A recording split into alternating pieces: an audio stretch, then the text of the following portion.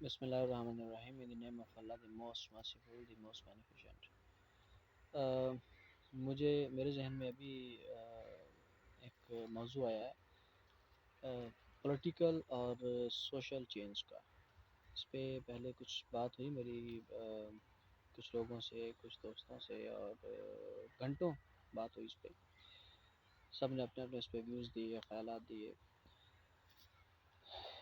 تو اس پہ لوگوں کو یہ سمجھ نہیں آتی کہ جو پولیٹیکل چینج ہوتا ہے، جو سیاسی چینج ہوتا ہے، وہ بڑا آسان ہوتا ہے. آپ کے پاس ایک اچھی گورنمنٹ آ جائے، نان کرپٹ گورنمنٹ آ جائے، تو 5-10 سال کے اندر آپ کی کرپشن رک جائے گی، آپ کی پر کیپٹا اچھی ہو جائے گی، آپ کو ان امپلائمنٹ مل جائے گی، آپ کے پولیٹیکل سسٹمز اچھے ہو جائیں گے، آپ کے انسٹیٹیوشنز جو ہیں وہ بہتر ہو جائیں گے، اور چینجنگز آنا شروع ہو جائیں گی. پولیٹیکل چینج یہی ہے نا. اکنامیکل چینج آ جائیں گے، اور ٹریڈ اور export import, employment, health care system, اور اس طرح کی ساری چیزیں بہتر ہو جائیں گی اگر آپ اس پہ پولیٹیکلی ملک کو چینج کرنا چاہیں گے. لیکن سوشل ریفارم کرنا اور سوشلی کسی ملک کو چینج کرنا سب سے یہ مشکل کام ہے. اس پہ یہ بہت لمبا عرصہ لگتا ہے. کوئی گورنمنٹ، کوئی حکومت یہ کام نہیں کر سکتی. سوشل چینج، سوشل ریفارم آنا بہت زیادہ مشکل کام ہوتا ہے، بہت ہی مشکل کام ہوتا ہے. پولیٹیکل چینج کی طرح یہ اتنا آسان نہیں ہوتا ہے کہ گورنمنٹ اچھی آ گئی اور 10 سال میں سب کچھ بدل جاتا ہے اور چیزیں بہتر ہو جاتی ہیں. سوشل چینج بعض دفعہ اتنا خطرناک ہوتا ہے، جو لوگ زندہ ہوتے ہیں اپنے معاشرے میں، اور جو جنریشن ہوتی ہے وہ اتنی خطرناک حد تک پروگرامڈ اور برین واشڈ ہوتی ہے کہ کبھی بھی اسے وہ چینج نہیں ہو سکتی. ایون جنریشن، نسل کے چینج ہونے سے وہ چینج ہوتی ہے.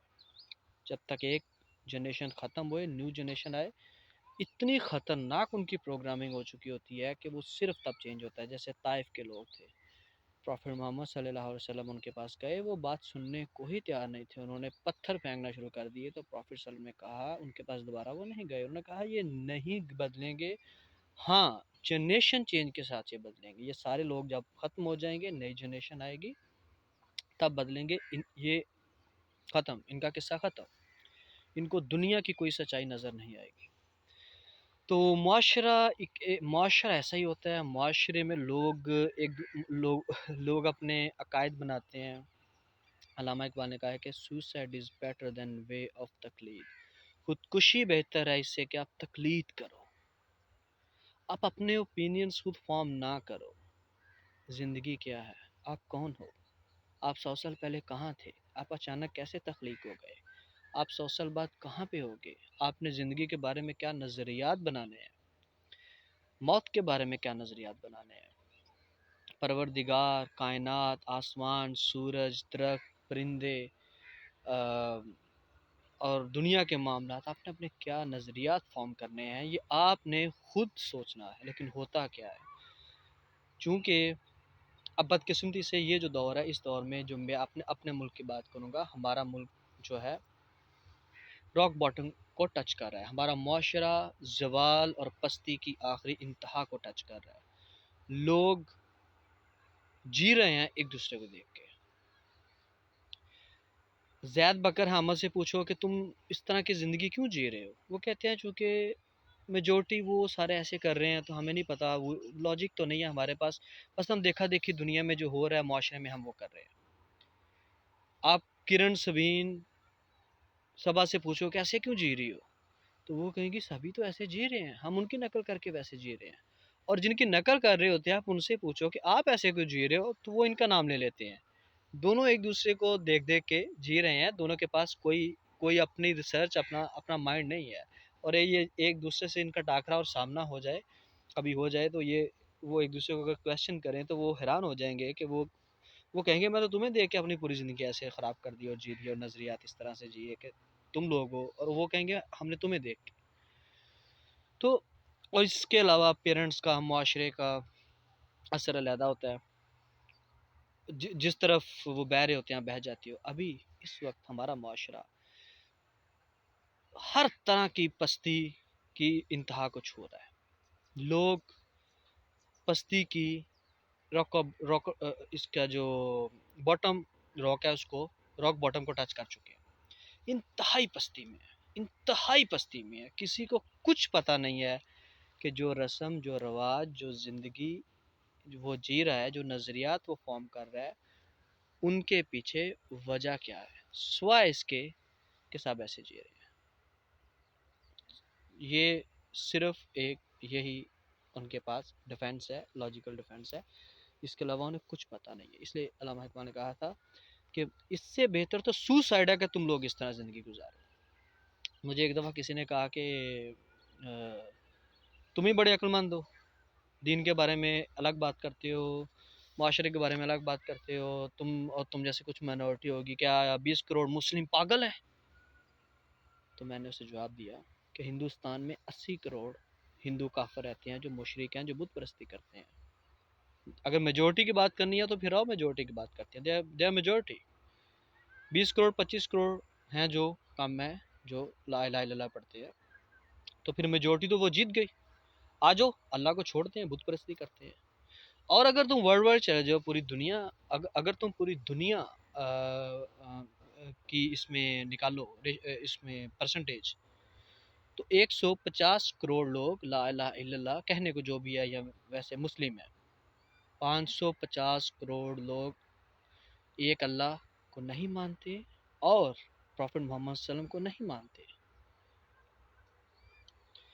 تو پھر اگر میجورٹی کے ساتھ جانا ہے تو پھر 150 کروڑ لوگوں کے ساتھ ہم کیوں کھڑے ہیں؟ 550 کروڑ کو پاگل کہتے ہیں، گالیاں دیتے ہیں، انہیں ہم جہنمی کہتے ہیں، فتوے لگاتے ہیں، آجو پھر 550 کروڑ کے ساتھ کھڑے ہو جاتے ہیں نا۔ اور ایک لاجک اور دی جاتی ہے جو قرآن میں بھی اللہ نے کہا ہے کہ جو لوگ سچ بولتے تھے، انبیاء تھے یا دوسرے لوگ، ان کو لوگ کہتے تھے تمہارے پاس تو دنیا کا مٹیریل گین ہی بڑا کم ہے ہماری نسبت، تو تم کس طرح ہم سے زیادہ سمجھدار ہو سکتے ہو، تم تو خود سکسیسفل نہیں ہو۔ اچھا، یہ بھی مجھے یہ سوال بھی مجھے کسی نے ایک دن ٹویٹر پہ لکھا تھا، اس کو میں نے جواب دیا تھا۔ ویسے بھی لوگ ٹویٹر پہ، ٹویٹر پہ بھی اور ویسے بھی یہ لوگ کہتے ہیں، اس کو جو میں نے جواب دیا وہ گونگے ہو گئے۔ ابھی تک جن لوگوں نے مجھے یہ بات کی ہے نا، وہ ابھی تک گونگے ہیں، دوبارہ بولے نہیں ہیں، وہ شوق میں چلے گئے تھے، مطلب ابھی تک انہیں سمجھ نہیں آ رہی کہ وہ اس کا کیا جواب دے۔ تو میں نے انہیں کہا کہ اگر یہ بات فیصلہ کرتی ہے کہ آپ کی وزڈم، آپ کی عقل کا تعلق آپ کے بہت زیادہ رچ ہونے میں اور ورلڈ دنیا میں سکسیسفل ہونے میں ہے، تو اس دنیا کا سب سے سکسیسفل انسان بل گیٹس ہے۔ تو بل گیٹس کہتا ہے کہ Jesus is son of God, Isa خدا کا بیٹا ہے۔ تو آجو پھر بل گیٹ اس دنیا کا سب سے ذہین انسان ہے، کیونکہ وہ دنیا کا سب سے کامیاب انسان ہے دنیاوی لحاظ سے، دنیا کا سب سے امیر ترین انسان ہے، تو اس کی بات مانتے ہیں۔ آجو پھر ہم سب، وہ کہتا ہے محمد اللہ کے نبی نہیں ہے، تو پھر آؤ اس کی بات مانتے ہیں۔ اور جو ٹاپ 1000 ریچسٹ دنیا کے امیر ترین جو لوگ ہیں، اس میں سے 900 جو لوگ ہیں جو دنیا کے کامیاب لوگ ہیں، وہ کہتے ہیں کہ محمد صلی اللہ علیہ وسلم اللہ کے نبی نہیں ہے، اللہ ایک نہیں ہے، اور وہ اللہ کے ساتھ دوسرے خداؤں کو جوڑتے ہیں، یا کچھ اتھیسٹ ہیں، کچھ کہتے ہیں اللہ ہے ہی نہیں۔ تو میں نے ان لوگوں کو جواب دیا، تو آجو پھر اگر سکسیس سے وزڈم کا تعلق ہے تو کیوں نہ ہم ان سکسیسفل لوگوں کو فالو کریں۔ وہ لوگ ابھی تک گونگے پڑے ہیں، اس کے بعد وہ بولے نہیں ہیں، ابھی تک وہ شوق میں گونگے ہیں، 1 سال 2 سال 6 مہینے، جب بھی انہوں نے بات کی میں نے انہیں یہ جواب جب دیا، وہ اس کے بعد بولے نہیں، ابھی تک کوئی جواب نہیں تھا ان کے پاس، کوئی جواب نہیں تھا آج تک۔ میں نے انہیں 5-7 دفعہ کچھ لوگوں کو میں نے کہا جواب دے دو نا، کوئی الٹا سیدھا دے دو، پر وہ شوق میں تھے، وہ حیران تھے کہ اس لاجک کا کیا جواب دیا جائے۔ مجھے سے وہ واقعہ یاد آ جاتا ہے، قرآن مجید جو ہے نا وہ آپ کو کامن سینس دیتا ہے، آپ کو وزڈم دیتا ہے۔ میں نے سنا تھا کہیں پہ کہ پڑھا تھا، یا شاید کہ جوز جو ہیں وہ اپنے بچوں کو قرآن مجید پڑھاتے ہیں، یا کچھ امریکنز یونیورسٹیز، تاکہ ان کی کامن سینس امپروو ہو۔ انہوں نے ریسرچ کیا ہے کہ قرآن سے ہوتی ہے۔ تو قرآن مجید میں تھا کہ جب کہا گیا ابراہیم کو، نمرود نے کہا، ابراہیم نے کہا کہ تم کیا ہو، تم کیا خدا بنے بیٹھے ہو، زندگی اور موت تو میری اللہ کے ہاتھ میں ہے۔ تو وہ کہتا ہے یہ تو میرے ہاتھ میں ہے، ابراہیم بول ابھی تمہیں مار دوں میں۔ ابراہیم علیہ السلام نے کہا اچھا یہ بات تو صحیح کہہ رہا ہے، پاورفل ہے، حکمران ہے، مار تو بھی سکتا ہے مجھے یہ۔ تو ابراہیم نے قرآن پاک میں یہ اسی طرح سے لکھا ہوا ہے، تو ابراہیم علیہ السلام نے سے کہا کہ اچھا ٹھیک ہے اوکے مان لیتے ہیں تمہاری بات.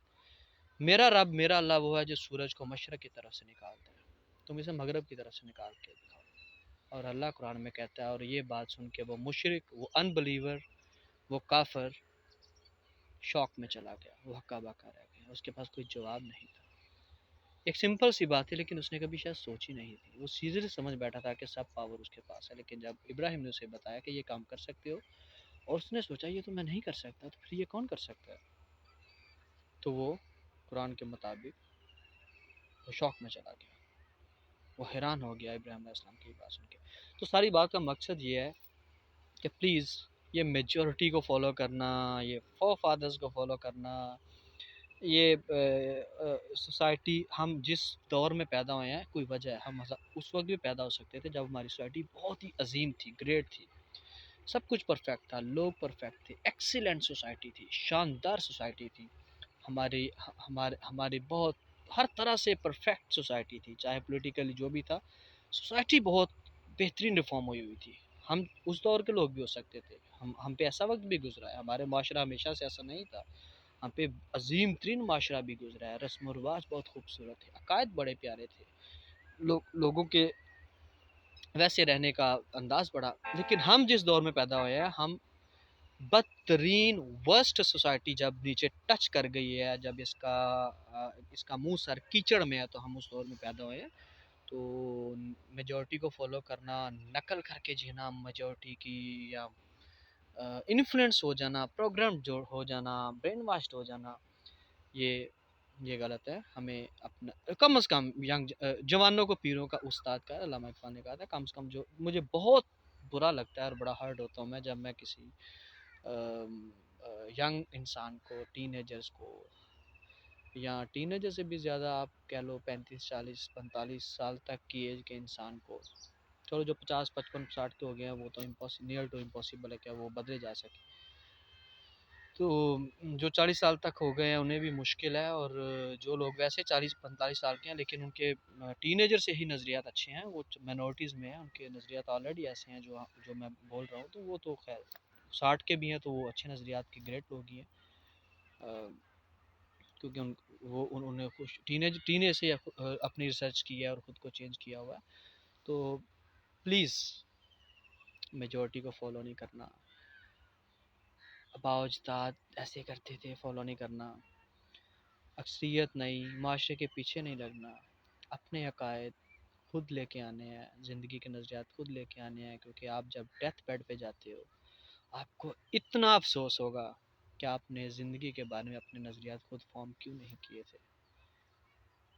یہ ایک آسٹریلین تحقیق میں بھی کہا گیا کہ ڈیتھ بیڈ میں سب سے زیادہ لوگوں نے یہی افسوس کا اظہار کیا ہے. تو ایک دوسرے کو دیکھ کے جیتے رہنا وہ فنی سا بھی لگتا ہے. خیر تو کسی کے پاس کوئی جواب نہیں، تو اب خود سے سوچو، خود سے اپنے نظریات فارم کرو. آپ کی سوسائٹی کا سر اس وقت کیچڑ کے اندر ہے، اس کو مت فالو کرو. پیارے نبی میں ایک حدیث سے ختم کرتا ہوں. پیارے نبی صلی اللہ علیہ وسلم سے کسی نے پوچھا کہ اے محمد صلی اللہ علیہ وسلم، اگر سارے لوگ ایک کام کر رہے ہوں، اے پیغمبر پاک اگر سارے لوگ ایک طرف جا رہے ہوں، ایک کام کر رہے ہوں، پورا معاشرہ ایک طرف جا رہا ہو، تو پھر مجبوری ہوتی ہے ہم بھی وہ کام کریں، تو کیا کیا جائے؟ تو پیارے نبی صلی اللہ علیہ وسلم نے جواب دیا کہ تم اگر ایسا کرو گے تو اس کی مثال ایسی ہے کہ ایک اونٹ ہے، وہ کنویں میں گر رہا ہے اور تم اس کی دم پکڑ لو اور تم بھی کنویں میں جا گرو. ایک معاشرہ اونٹ ہے، معاشرے کو اونٹ سے آپ کہہ لینا، وہ کنویں میں گر رہا ہے اپنی بے وقوفیوں کی وجہ سے، وہ بہت بہت بڑی اکثریت ہے، کروڑوں میں ہے، اور آپ کو یار اتنے لوگ ہیں چلو انہوں فالو، جیسے یہ زندگی ان کے نظریات ہیں، عقائد ہیں، ہم بھی تو آپ ان کی دم پکڑ کے آپ بھی کنویں میں جا کے پروفیٹ صلی اللہ علیہ وسلم نے اس کا یہ جواب دیا. اس حدیث پہ میں یہ ویڈیو ختم کرتا ہوں.